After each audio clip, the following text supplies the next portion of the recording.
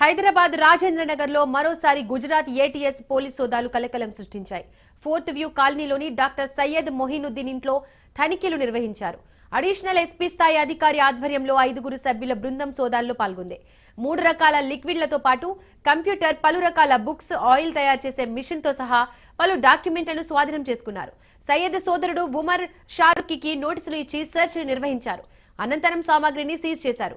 దేశంలో పెను విధ్వంసం సృష్టించేందుకు కుట్ర పన్నారనే ఆరోపణలపై హైదరాబాద్ కు చెందిన డాక్టర్ సయ్యద్ అహ్మద్ మొహినుద్దీన్ ను ఏటీఎస్ పోలీసులు గుజరాత్ లోని బనస్కాంతా జిల్లాలో అరెస్ట్ చేశారు.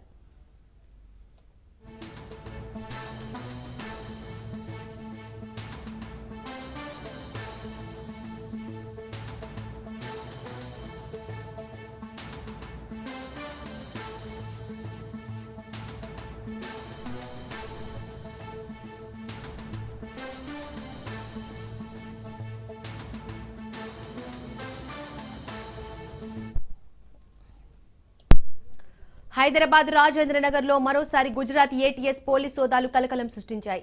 ఫోర్త్ వ్యూ కాలనీలోని డాక్టర్ సయ్యద్ మొహినుద్దీన్ ఇంట్లో తనిఖీలు నిర్వహించారు. అడిషనల్ ఎస్పీ స్థాయి అధికారి ఆధ్వర్యంలో 5 సభ్యుల బృందం సోదాల్లో పాల్గొంది. 3 రకాల లిక్విడ్లతో పాటు కంప్యూటర్, పలు రకాల బుక్స్, ఆయిల్ తయారు చేసే మిషన్ సహా పలు డాక్యుమెంట్లను స్వాధీనం చేసుకున్నారు. సయ్యద్ సోదరుడు ఉమర్ షారుఖీకి నోటీసులు ఇచ్చి సెర్చ్ నిర్వహించారు. అనంతరం సామాగ్రిని సీజ్ చేశారు. దేశంలో పెను విధ్వంసం సృష్టించేందుకు కుట్ర పన్నారనే ఆరోపణలపై హైదరాబాద్ కు చెందిన డాక్టర్ సయ్యద్ అహ్మద్ మొహినుద్దీన్ ను ఏటీఎస్ పోలీసులు గుజరాత్ లోని బనస్కాంతా జిల్లాలో అరెస్ట్ చేశారు. మరింత సమాచారం మా క్రైమ్ బ్యూరో చీఫ్ మధు అందిస్తారు. మధు, మొత్తానికి ఏం చేయాలనుకున్నారు ఈ ఉగ్రవాదుల మూక ఎవరైతే ఉన్నారో ఈ ఉగ్రవాదుల మూక ఏం చేయాలనుకున్నారు? ఇప్పుడు అది తలుచుకుంటేనే ఒక్కసారిగా భయం అయితే మొదలయ్యింది. పూర్తిగా కూడా డాక్టర్ అనేటటువంటి ముసుగు తొడుక్కున్నటువంటి ఈ ఉగ్రముఖులంతా కూడా భారతదేశంలో కీలకమైనటువంటి రాష్ట్రాలు ఏవైతే ఉన్నాయో లైక్ హైదరాబాద్, ముంబై, కర్ణాటక ఇటువంటి ప్రాంతాలలో దాడులు నిర్వహించాలి. ఆ దాడులు చేసేటటువంటి పద్ధతి ఏదైతే ఒకసారి గమనిస్తే, ఏదైతే దేవాలయాలు, వాటర్ ట్యాంకులు ఉంటాయో వాటన్నిటి చోట కూడా రెసిన్ అనేటటువంటి విష పదార్థాన్ని, ఒక్క ½ కిలో రెసిన్ కలిపితే ఎంతమంది చనిపోతారో తెలుసా? లక్షలాది మంది చనిపోతారు.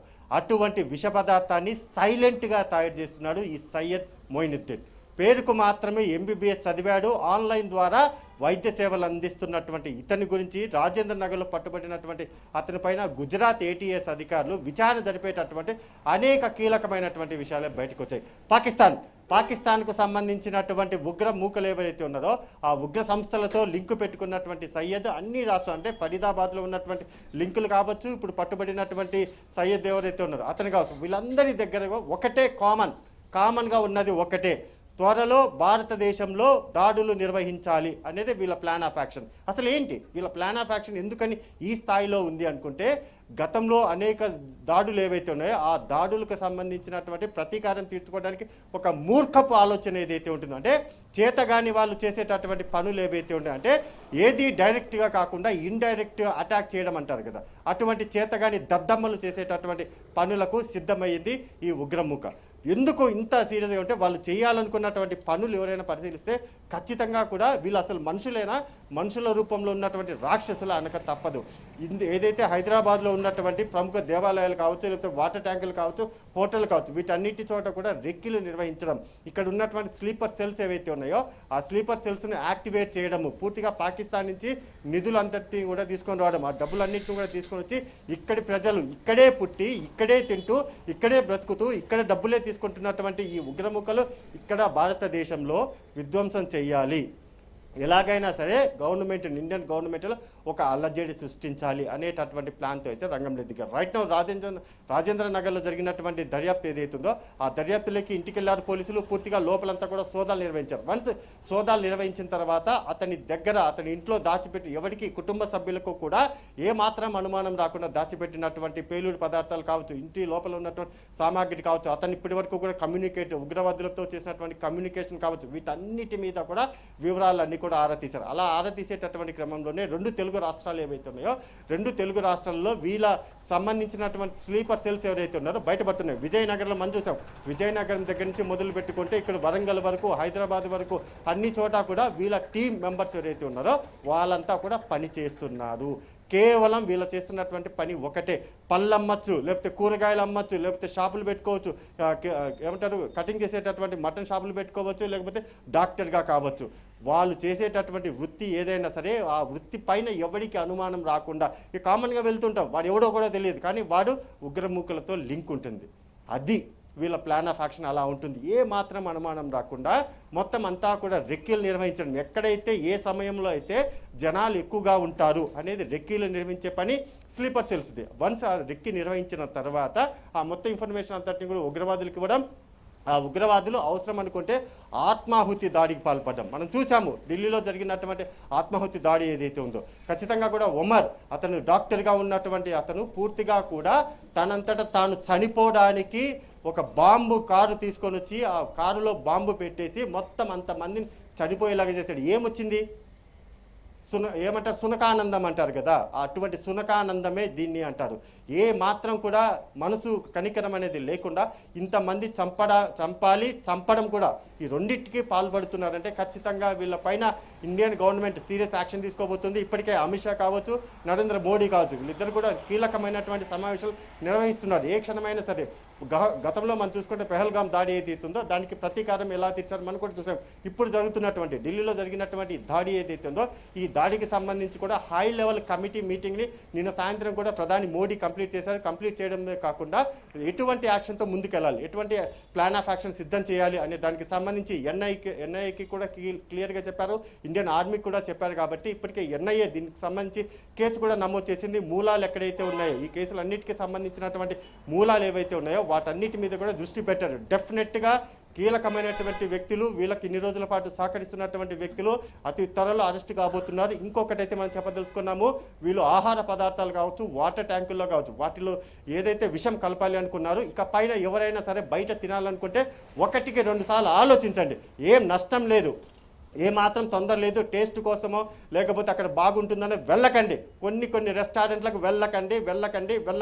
తినద్దు. ఇదే మాట ఖచ్చితంగా చెప్పదలుచుకున్నాము. ఎందుకంటే వాళ్ళు చేయాలనుకుంటే ప్లాన్ ఏదైతే ఉందో పూర్తిగా కూడా హిందువులను టార్గెట్గా చేసుకొని హిందువులలో ఎవరైతే ఉన్నారో వాళ్ళని ఎక్కువ సంఖ్యలో చంపాలి అనేటువంటి ప్లాన్ చేశారు. కాబట్టి బయట రెస్టారెంట్లకు వెళ్ళడము, బయట రెస్టారెంట్లు చాలా పేరు బాగుంది, అద్భుతమైనటువంటి రెస్టారెంట్, చాలా టేస్టీగా ఉంటుందంటే పోతే పోయింది. ప్రాణం కంటే టేస్ట్ అనేది ఇంపార్టెంట్ కాదు. కాబట్టి ఖచ్చితంగా ఎవరు కూడా బయటికి వెళ్ళి తినడం అనేది బిర్యానీ బాగుంది లేకపోతే ఇంకొకటి బాగుంది అనుకో వద్దు. ఏమాత్రం కూడా నష్టం లేదు, ఏమాత్రం కూడా ఒరిగేది ఏం లేదు. కాదు ఈ నేపథ్యంలోనే బయటికి వెళ్ళి తినడం మానడం ఎంతో మంచిది. ఎందుకంటే ఆహార పదార్థాలలో కూడా విషం కలపాలి అనుకున్నారు. కాబట్టి ఒకటే పిలుపునిస్తున్నాం, జాగ్రత్తగా ఉండండి, బయటికి వెళ్ళి తినద్దు. కూరగాయలు ఏదైనా ఉంటే నమ్మకస్తుల దగ్గరే కొనండి, నమ్మకస్తుల దగ్గరే ఏదైనా వస్తువులు కొనండి తప్ప ఏమాత్రం అనుమానం కొన్నా, ఏమాత్రం కూడా డౌట్ ఉన్నా సరే వెళ్ళకుండా ఉండడమే ఉత్తమం.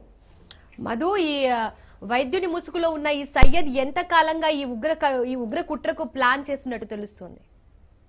బాబ్జీకి సంబంధించినటువంటి మసీదు వ్యవహారం ఉందో అప్పటి నుంచి కూడా ప్రతీకారం తీర్చుకోవాలి. దాంతోపాటు పెహల్గామ్కి సంబంధించినటువంటి వ్యవహారం ఏదైతే ఉందో పాకిస్తాన్ మీద ఎప్పుడైతే ఇండియన్ ఆర్మీ వచ్చి బాంబు దాడులకు పాల్పడిందో వాళ్ళ దేశానికి సంబంధించినటువంటి దాడులు పాల్పడితే ఇక్కడ ఉండి, ఇక్కడ పుట్టి, ఇక్కడ తిని, ఇక్కడ పెరుగుతున్నటువంటి ఈ ఉగ్రమూకలు కనీసం ఏమాత్రం కూడా కనికరం లేకుండా వాళ్ళకు సహకరిస్తూ కేవలం ఒకే ఒక్కటి పైకి మాత్రమే భారతదేశంలో ఉంటూ వాళ్ళు లోపలంతా కూడా పాకిస్తాన్కు సంబంధించినటువంటి ఉగ్రమూకలు ఏవైతే ఉన్నాయో ఆ ఉగ్రమూకలకు సహాయ సహకారాలు అందించడము అదే ఫస్ట్ అన్నట్టుగా పెట్టుకున్నారు. అందులో భాగంగానే ఇప్పటి నుంచి కాదు, గత కొన్ని సంవత్సరాలుగా వాళ్ళు పాకిస్తాన్తో కనెక్ట్లో ఉంటూ పాకిస్తాన్కు సంబంధించినటువంటి ఉగ్రమూకతలు పూర్తి వివరాలన్నీ కూడా చేరవేస్తూ అక్కడి నుంచి ఆదేశాలు వచ్చిన తర్వాత, అంటే అక్కడి నుంచి ఆర్డర్స్ వచ్చిన తర్వాత ఉగ్ర సంస్థలు ఏవైతే ఉన్నాయో ఆ ఉగ్ర సంస్థల నుంచి ఆదేశాలు వచ్చిన తర్వాత ఇక్కడ రెక్కీలు నిర్వహించినటువంటి ఇన్ఫర్మేషన్ మళ్ళీ తిరిగి పాకిస్తాన్కు ఉగ్ర సంస్థలకు పంపించడం, అక్కడి నుంచి మళ్ళీ ఆదేశాలు వచ్చిన తర్వాత బాంబ్ బాంబ్ బ్లాస్ట్లకు చేయబడ్డం. ఫస్ట్ ఎప్పుడైతే ఫరీదాబాద్లో ఒక లింకులు బయటపడ్డాయో, ఇద్దరు వైద్యులు ఎప్పుడైతే పట్టుబడ్డారో, వాళ్ళిద్దరు పట్టుబడిన తర్వాత తవ్వే కొద్దీ వీళ్ళందరూ కూడా ఈ మొత్తం ఎవరైతే ఉగ్రవాదులు ఉన్నారో ఉగ్రవాదులకు సంబంధించిన లింకులన్నీ కూడా ఒక్కొక్కటిగా ఇప్పుడు బయటకు వస్తున్నాయి. ఇలా బయటకు వచ్చినటువంటి క్రమంలోనే తెలుగు రాష్ట్రాలలో కూడా ప్రధానంగా కూడా 2 తెలుగు రాష్ట్రాలలో కూడా అటు ఏపీ కావచ్చు ఇటు తెలంగాణలో కావచ్చు ప్రధానంగా స్లీపర్ సెల్స్ ఎవరైతే ఉన్నారో వాళ్ళు బయటపడుతున్నారు. ఆ స్లీపర్ సెల్స్ బయటపడుతున్నారు కాబట్టి ఖచ్చితంగా అతి త్వరలో ఎటువంటి యాక్షన్ ఇండియన్ గవర్నమెంట్ తీసుకోబోతుందో చూడాలి. Deepika. Right Madhu, thank you.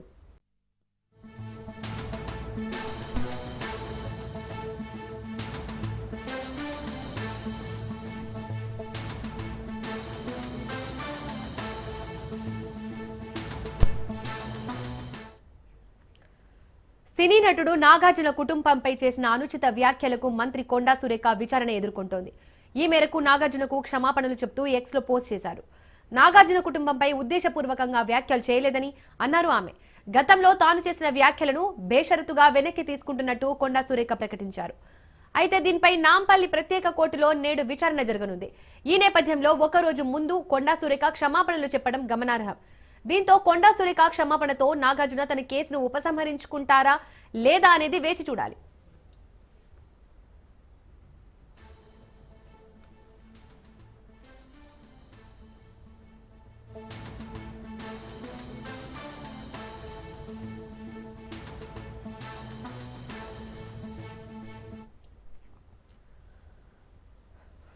Cine నటుడు నాగార్జున కుటుంబంపై చేసిన అనుచిత వ్యాఖ్యలకు మంత్రి కొండా సురేఖ విచారణ ఎదుర్కొంటోంది.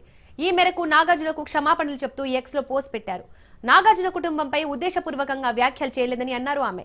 గతంలో తాను చేసిన వ్యాఖ్యలను బేషరతుగా వెనక్కి తీసుకుంటున్నట్టు కొండా సురేఖ ప్రకటించారు. అయితే దీనిపై నాంపల్లి ప్రత్యేక కోర్టులో నేడు విచారణ జరగనుంది. ఈ నేపథ్యంలో ఒక్కరోజు ముందు కొండా సురేఖ క్షమాపణలు చెప్పడం గమనార్హం. దీంతో కొండా సురేఖ క్షమాపణలతో నాగార్జున తన కేసును ఉపసంహరించుకుంటారా లేదా అనేది వేచి చూడాలి. మరింత సమాచారం మా ప్రతినిధి సునీల్ లైవ్ ద్వారా అందిస్తారు. సునీల్, కొండా సురేఖ వర్సెస్ నాగార్జున ఇష్యూకు సంబంధించి డీటెయిల్స్ ఏంటి?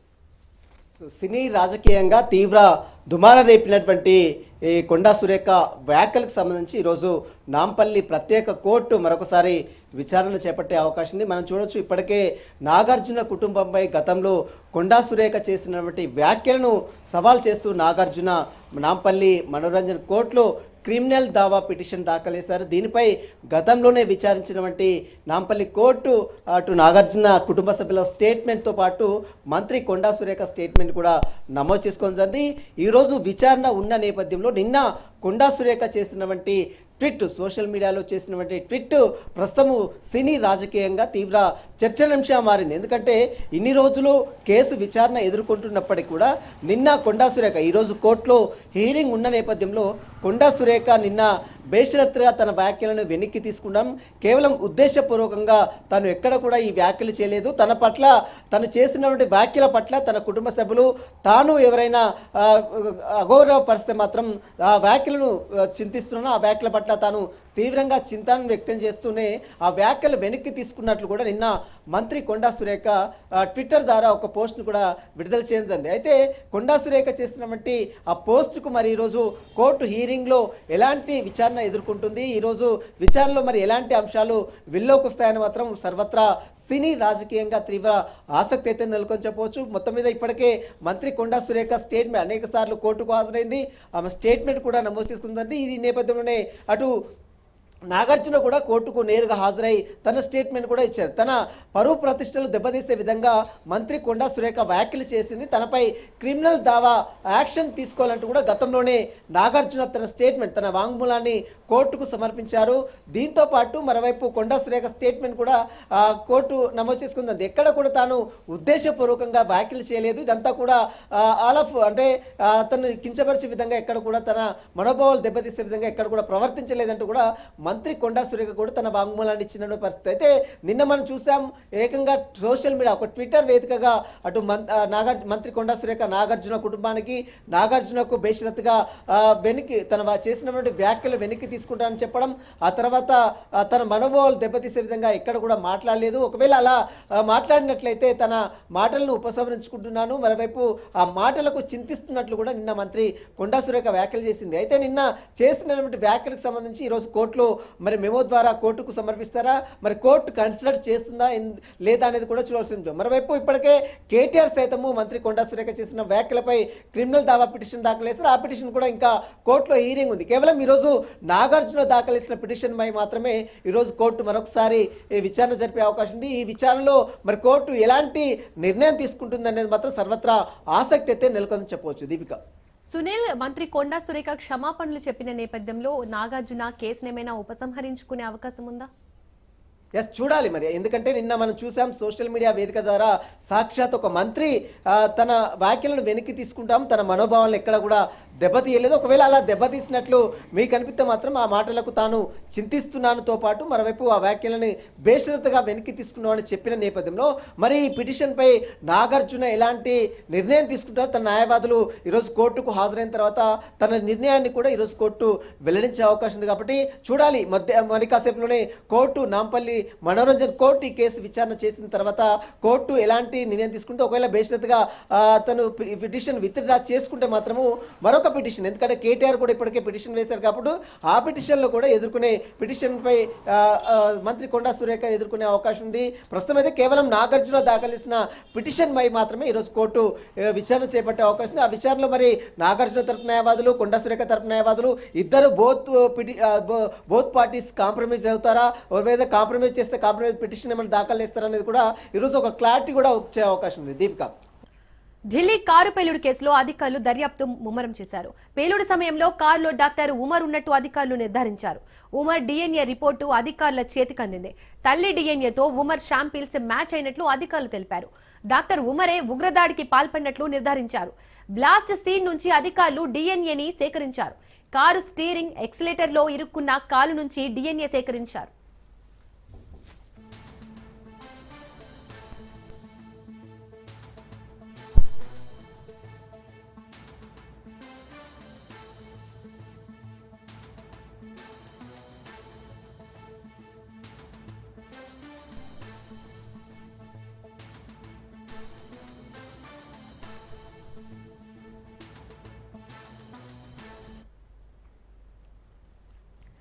ఢిల్లీ కారు పేలుడు కేసులో అధికారులు దర్యాప్తు ముమ్మరం చేశారు. పేలుడు సమయంలో కారులో డాక్టర్ ఉమర్ ఉన్నట్లు అధికారులు నిర్ధారించారు. ఉమర్ డిఎన్ఏ రిపోర్టు అధికారుల చేతికందింది. తల్లి డిఎన్ఏతో ఉమర్ శాంపిల్స్ మ్యాచ్ అయినట్లు అధికారులు తెలిపారు. డాక్టర్ ఉమరే ఉగ్రదాడికి పాల్పడినట్లు నిర్ధారించారు. బ్లాస్ట్ సీన్ నుంచి అధికారులు డిఎన్ఏని సేకరించారు. కారు స్టీరింగ్ ఎక్సలేటర్ లో ఇరుక్కున్న కాలు నుంచి డిఎన్ఏ సేకరించారు.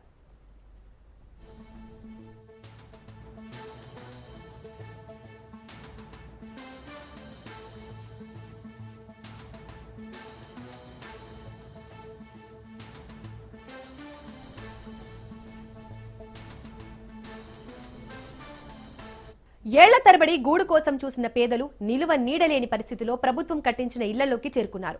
తలదాచుకునేందుకు ఇళ్లు, సొంత స్థలం, ఆర్థిక స్తోమత లేకపోవడంతో నిరుపయోగంగా ఉన్న ప్రభుత్వం కట్టించిన డబుల్ బెడ్రూమ్లోకి మకాం మార్చుకున్నారు. అనాధికారికంగా 2 BHKలో ఉంటున్న తాము ప్రభుత్వం ఎప్పుడు పొమ్మన్నా పోతాం, కానీ మాలాంటి నిరుపేదలకు కాకుండా మరెవరికి ఈ ఇళ్లు కేటాయిస్తారని పేదలు ప్రశ్నిస్తున్నారు.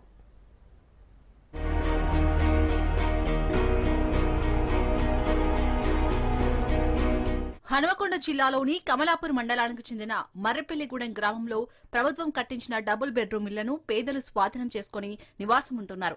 ప్రభుత్వం ఇల్లు కేటాయించకపోవడంతో నిలువ నీడలేని తాము ఇక్కడ వచ్చి ఉంటున్నామని అంటున్నారు. గత ప్రభుత్వం పేదల కోసం 50 డబుల్ బెడ్రూమ్ ఇల్లు నిర్మించినా మౌలిక సదుపాయాలు లేక వదిలివేశారు. ఏళ్ల తరబడి ఖాళీగా ఉండటంతో ఆ ఇల్లు శిథిలావస్థకు చేరాయి.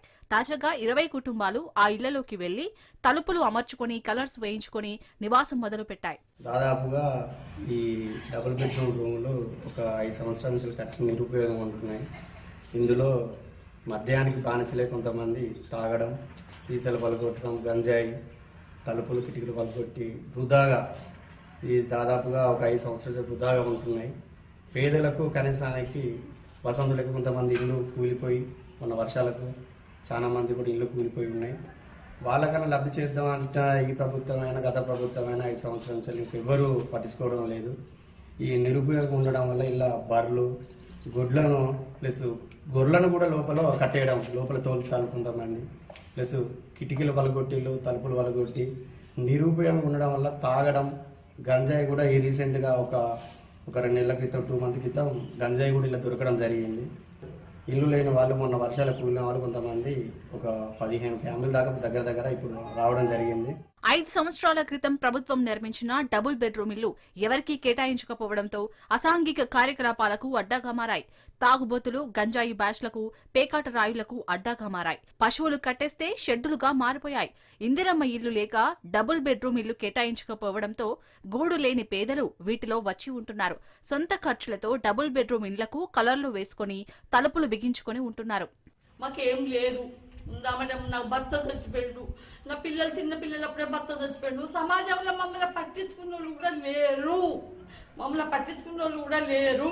లేకనే ఈ బాధలు మాకు. డబుల్ బెడ్రూమ్ అంటే ఇది కట్టేయక ముందే ప్లాట్లు పంచుతాం అని చెప్పి ఏది ఒక ఇంటికి 2,000 చొప్పున రాజకీయ నాయకులు వసూలు చేసిండ్రు. ఇంటికి 2,000 చొప్పున. లేని వాళ్ళకి, పేద కుటుంబాలకు వాళ్ళకు ఎంకులాడిద్దాం, వాళ్ళకు ఏదో వాళ్ళ సోమతిలా చూపించినప్పుడు మేమేం చేస్తాం, కొంపలు ఊరుదానే. మొన్నటి వర్షాలకు పిల్లలు దిక్కు, మేము దిక్కు ఆగమైపోతాం కాబట్టి మమ్మల్ని ఎల్లగొట్టినాడు పోతాం. గవర్నమెంట్ కట్టించిన ల్యాండ్ అవుతున్నది. అది ఎట్లాగో గవర్నమెంట్ కట్టించిన ల్యాండ్ అది. కానీ వాళ్ళు ఎల్లగొట్టినాడు, మేము పోయినాం వస్తే కానీ పోయేసి ఉంటాం. ఇల్లు లేని పేదలు నిలువ నీడ లేకపోవడంతో ప్రభుత్వ సాయం కోసం చూశారు. కళ్ల ముందు ఇండ్లు కనబడుతున్నా ప్రభుత్వం కేటాయించకపోవడంతో అవస్థలు పడ్డారు. ప్రభుత్వం ఇల్లు కేటాయించేందుకు గ్రామ సభలు పెట్టినా, ఎంపిక కార్యక్రమం పెట్టినా మేమే అర్హులమవుతామని అంటున్నారు. ప్రభుత్వం తమను ఇక్కడి నుంచి వెళ్లిపోమ్మనే వరకు ఇక్కడే ఉంటామని, మానవత్వంతో ఆలోచించాలని అంటున్నారు. పేరు జ్యోతి, మాది మర్పెల్లిగూడెం. మాకు ఏం లేదు. ఇండ్లు ఈడ డబుల్ బెడ్రూమ్లు కట్టిండ్రు, మాకు ఇస్తామని అన్నారు. అప్పుడు 5 సంవత్సరాలు అవుతుంది కట్టి. కనీసం అందులో ఇంతవరకు ఏం చేస్తలేరు. చేయకుంటే మా ఇండ్లన్నీ ఊలిపోయినాయి. ఏమేమి వచ్చి ఇంట్లో కొంచెం వర్క్ ఉంటే తలుపులు ఇట్లా పెట్టలేదు. అన్నీ మంచిగా మేము కొంచెం చేయించుకున్నాం. ఇంకా వాటర్ లేదు, కలర్ వేయించుకున్నాం, తలుపులు పెట్టించుకున్నాం. ఇక వాటర్ లేదు కానీ ఇక కొద్దిగా కష్టపడతాం. మేము వచ్చి 10 days అవుతుంది ఇళ్లకు. ఇండ్లు పేదల కోసం కట్టించారు, కానీ కేటాయింపులు చేయక ఖాళీగా వదిలేశారు ప్రభుత్వ అధికారులు. ఇప్పుడు అదే పేదలు ఆ ఇళ్లలోకి చేరిపోయారు. ప్రశ్న ఒక్కటే, ఈ ఆక్రమణకు కారణం ఎవరు? అధికారుల నిర్లక్ష్యమా లేక పేదల బాధ?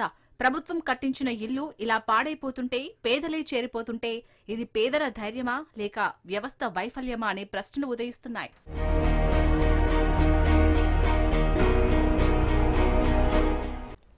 ప్రభుత్వ డయాలసిస్ సెంటర్లు ప్రాణదాతలుగా నిలుస్తున్నాయి. రక్త మార్పిడి తప్ప మరో ప్రత్యామ్నాయం లేని కిడ్నీ రోగులకు ఆశాకిరణంలా నిలుస్తున్నాయి. అయితే రోజురోజుకి రోగుల సంఖ్య పెరుగుతుండటంతో నాటి ప్రభుత్వం నెలకొల్పిన సెంటర్లపై ఒత్తిడి పెరుగుతోంది. కొత్త డయాలసిస్ సెంటర్లు, బెడ్ల సంఖ్య పెంచాల్సిన అవసరం ఉందని రోగులు, వారికి చికిత్స అందిస్తున్న డాక్టర్లు కోరుతున్నారు. డయాలసిస్ సెంటర్లను యంత్రాలుగా చూడకుండా ప్రాణాలు కాపాడే జీవనాడులుగా చూడాలని పేషెంట్లు, వారి బంధువులు విజ్ఞప్తి చేస్తున్నారు.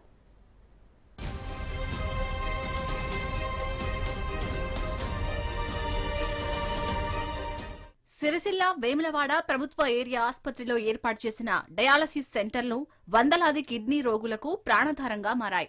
వారానికి 2-3 సార్లు రక్తం శుద్ధి చేయించుకోవాల్సిన కిడ్నీ పేషెంట్లు ఒకప్పుడు హైదరాబాద్, కరీంనగర్, వరంగల్ వంటి పట్టణాలకు వెళ్లి ఆర్థికంగా, శారీరకంగా, మానసికంగా అల్మటించేవారు.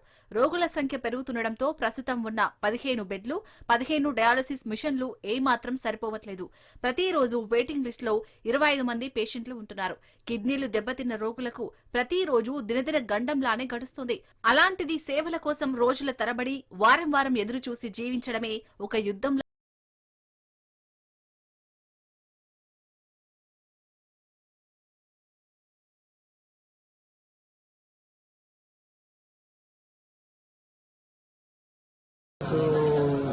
గురించి మేము ఇక్కడికి వస్తున్నాము. గవర్నమెంట్ హాస్పిటల్కి కానీ ఇక్కడ బెడ్లు కొంచెం ఇంకో 5-6 ఉంటే ఇంకో 100 మంది వచ్చే అవకాశాలు ఉంటాయి.